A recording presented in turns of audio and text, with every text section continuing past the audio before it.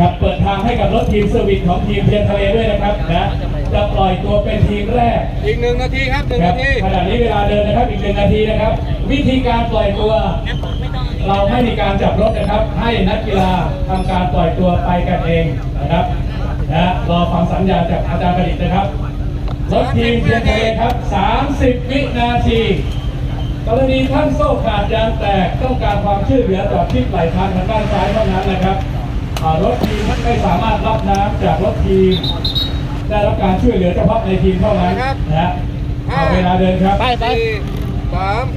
2 1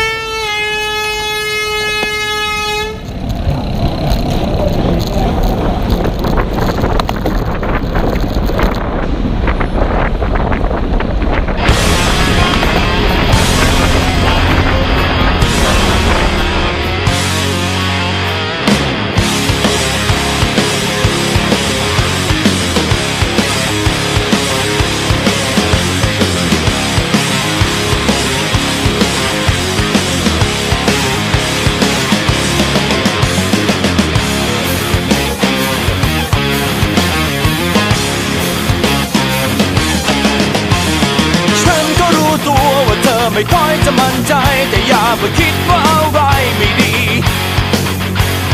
ตรงที่เรายืนมันยังไม่สวยสักเท่าไรจะพยายามให้ยิ่งใหญ่กว่านี้ไม่มีเวทมนต์จะเสกอะไรให้ดีสักอย่างแต่ขอแค่เธอยังอยู่ข้างๆคือสิ่งสำคัญ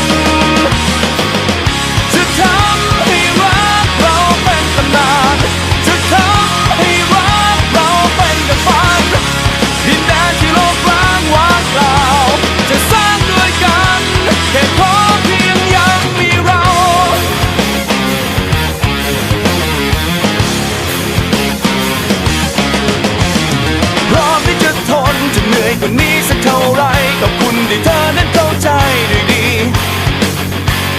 พร้อมที่จะทำเพื่อคำว่ารักตลอดไปตอบแทนให้เธอด้วยหัวใจตรงนี้ไม่มีเวทมนต์จะเสกอะไรให้ดีสักอย่าง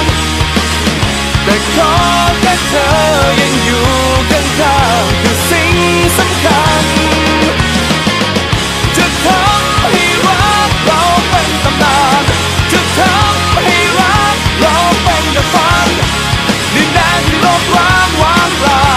จะสร้างด้วยกันแค่ขอเพียงยังมีเรา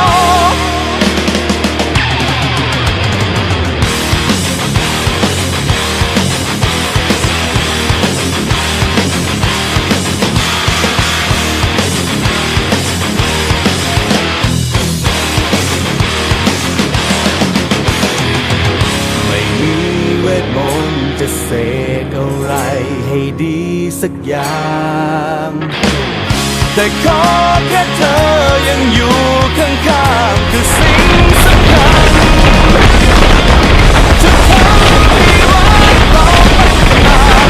จะทำให้รักเราเป็นฝันดินแดนที่โลกร้างว่างเปล่าจะสร้างด้วยกันตรงนี้ต้องมีวันเราจะทำให้รักเราเป็นตำนานจะทำให้รักเราเป็นดังฝันชีวิตที่โลกร้างว่างเปล่าจะสร้างด้วยกันที่อยากใส่เขาไปไม่เป็นไรก็ขอแค่เรามีเรา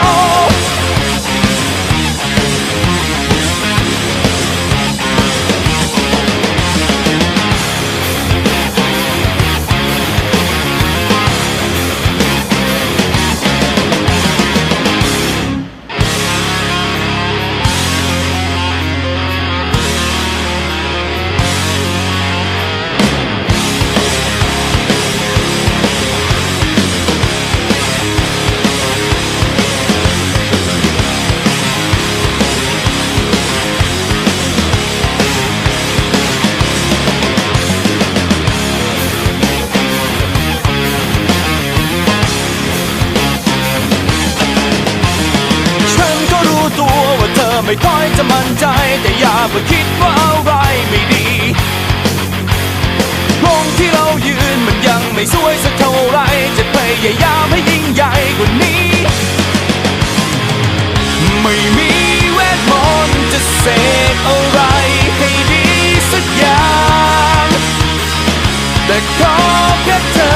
ยังอยู่ข้างๆคือสิ่งสำคัญจะทำให้รักเราเป็นตำนานจะทำให้รักเราเป็นดังฝันดินแดนที่โลกร้างว่างเปล่าจะสร้างด้วยกันแค่ขอเพียงยังมีเรา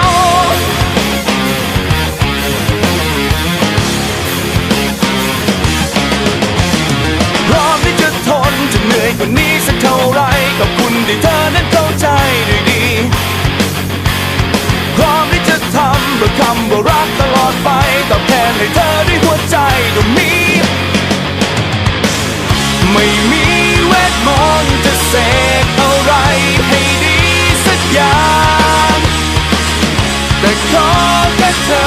ยังอยู่ข้างๆคือสิ่งสำคัญจะทำให้รักเราเป็นตำนานจะทำให้รักเราเป็นดังฝันดินแดนที่โลกร้างว่างเปล่าจะสร้างด้วยกันแค่ขอเพียงยังมีเรา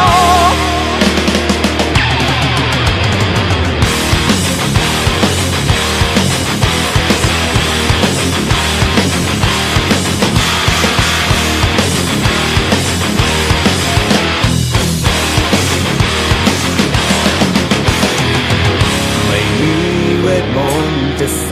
กอะไรให้ดีสักอย่างแต่ขอแค่เธอยังอยู่ข้างๆคือสิ่งสำคัญ